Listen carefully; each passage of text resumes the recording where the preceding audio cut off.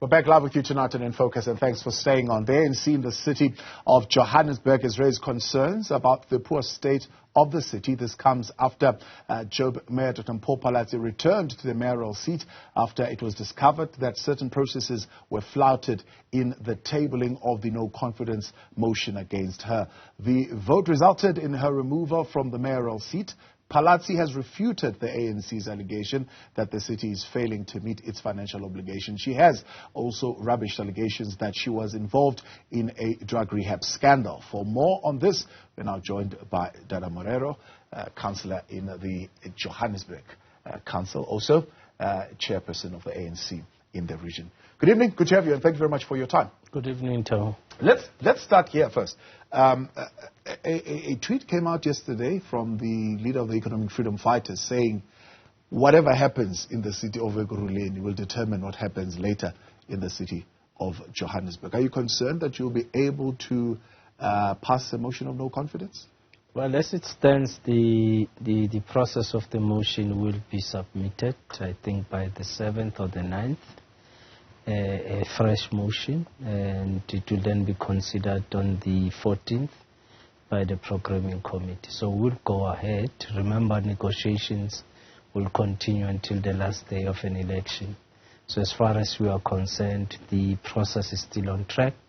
Nothing has changed unless the other parties indicate otherwise. But so far, we're still on track. You're still confident, depending on what happens on Tuesday, I mean, in terms of the negotiations that are going on? Well, we don't know. Remember, negotiations may turn out to be something different from the statements that we may utter in public. What happens on Tuesday may not necessarily affect Joburg. We do not know.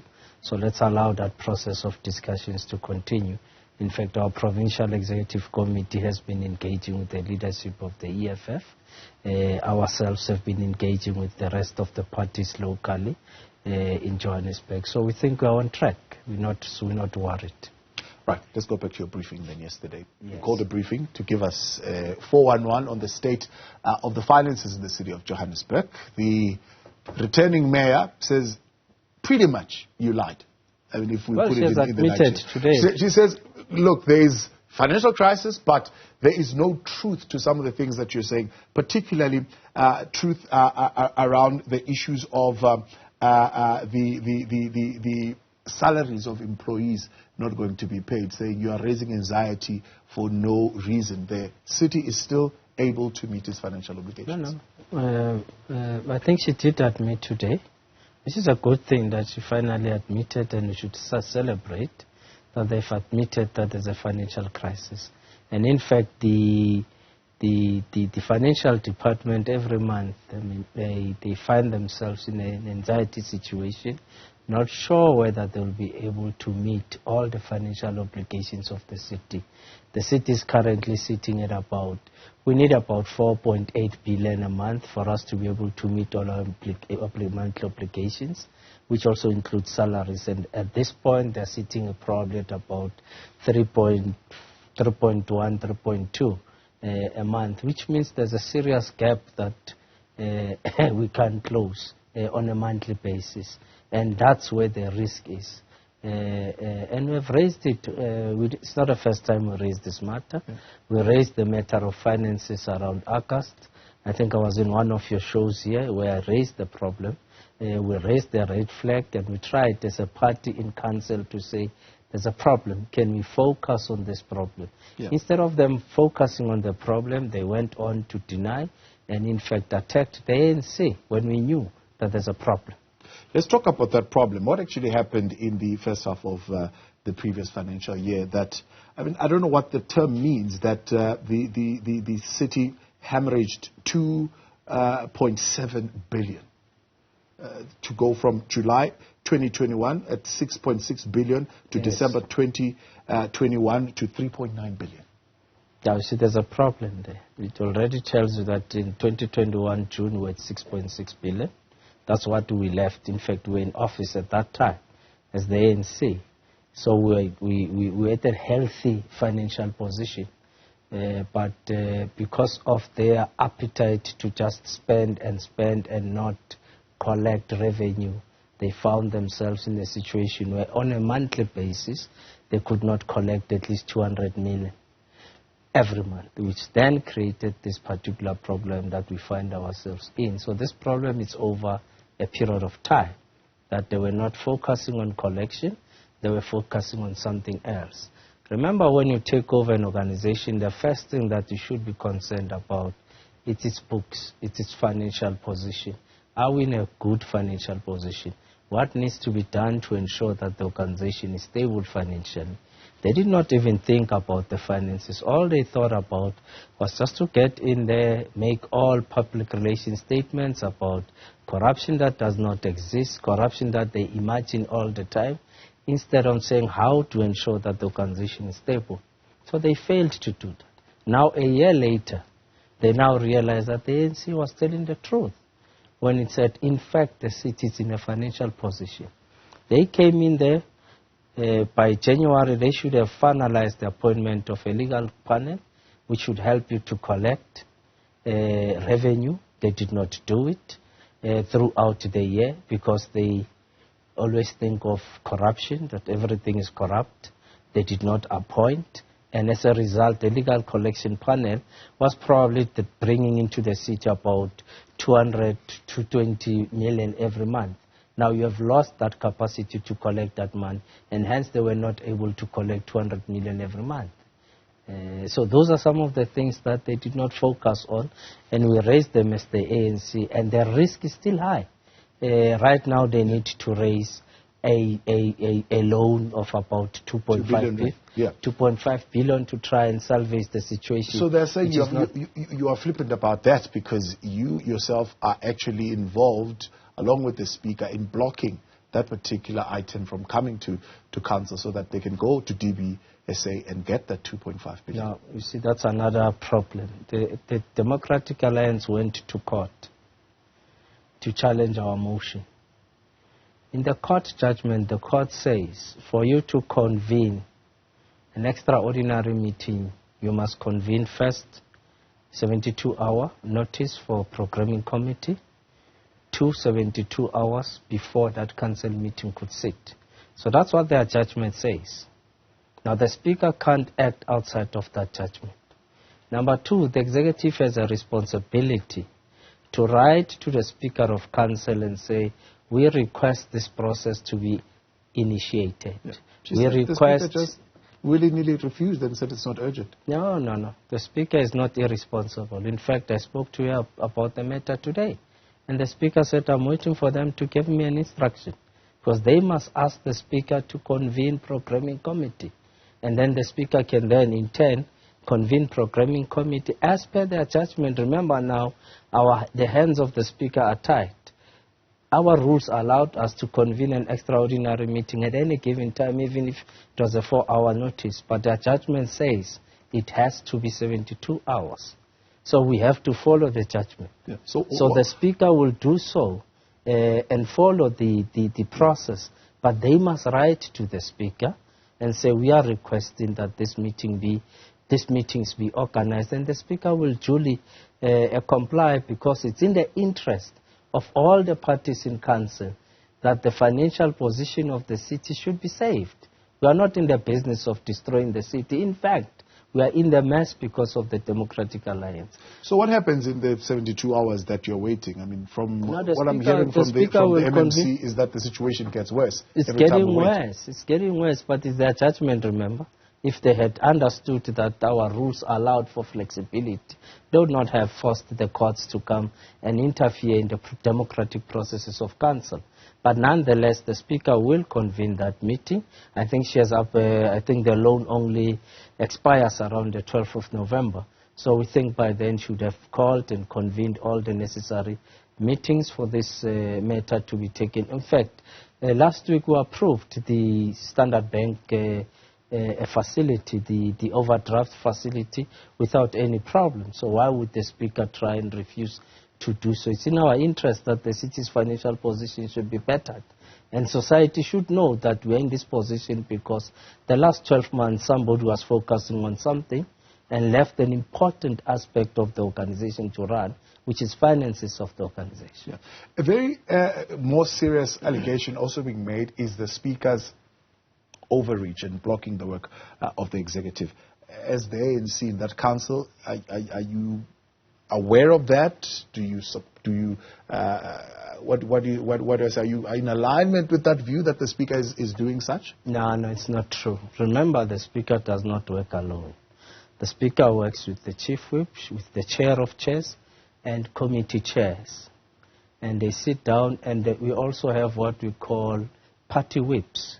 And they have the forum which they engage, and they engage with the Speaker on any items that affect council. The executive, in the form of an MMC, of one of the MMCs, also sits in the programming committee to present and table issues from the executive. So it is not true that the Speaker is not supportive, or the Speaker is not doing her work. The Speaker is doing her work. So it's not true, but they must write to the Speaker.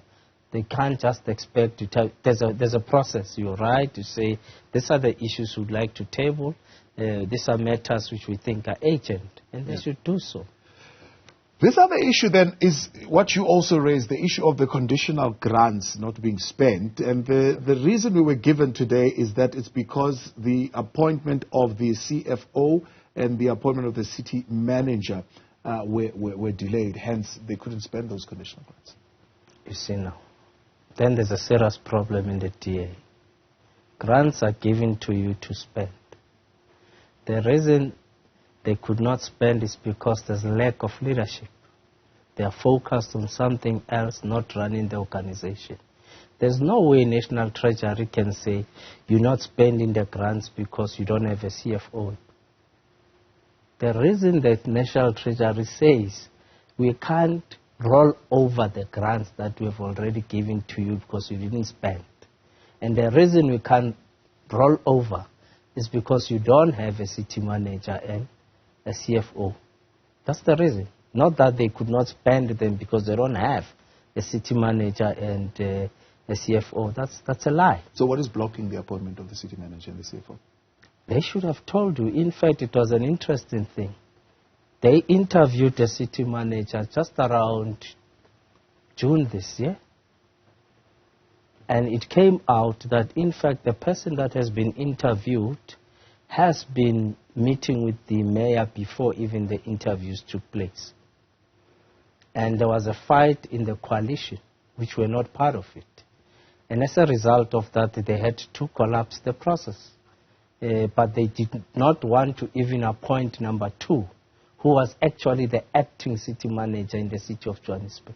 Instead of appointing number 2, because there was disagreement on number 1, they actually went to institute an investigation against the city manager. In fact, the investigation is also interesting because the same Mayor Phalatse then instructed legal department to appoint a particular firm to conduct that investigation, when in fact that firm was not even on the panel of attorneys in the city of Johannesburg, and instructed that they must appoint a particular company but use this other company on the panel, which in itself it's an irregular appointment. And we've got a letter to that effect, and it's one of the matters that we are challenging the Mayor Phalatse on it, because we feel that she involved herself in matters of procurement and acted irregularly and unethically. Explain to me then, you came in for less than 30 days. Yeah, and your best solution to the issue of the water shedding that we are facing here in the city of Johannesburg, aging infrastructure, was every home must have a JoJo tank. They seem to have taken a swipe at you on that, saying that is the best that you could come up with. It's unbudgeted for. It's a very weak intervention as opposed to the intervention that they had already put in place. I think 79 million that they will be spending on water infrastructure, 790 million, I beg your pardon, 600 million on sanitation. They've built 100 kilometers of water infrastructure and 60 kilometers of sewage in the short time that they've been there. Yeah, they should then tell you where is that money coming from, because there's no money. Now, they've also demonstrated lack of leadership and vision. Now, when you speak about water, water is a scarce resource in South Africa. In fact, the water you drink here comes from Lesotho. Now, we have to think beyond the current and say, what do we do to preserve this water? What do we do to ensure that we stop watering our gardens using clean water? It's common sense that leadership must be provided so that the next generations are not going to be affected by water problems. So we must take action now to prevent problems for tomorrow. What does that mean? It means we must then say, what are other alternatives we must put in place to preserve water?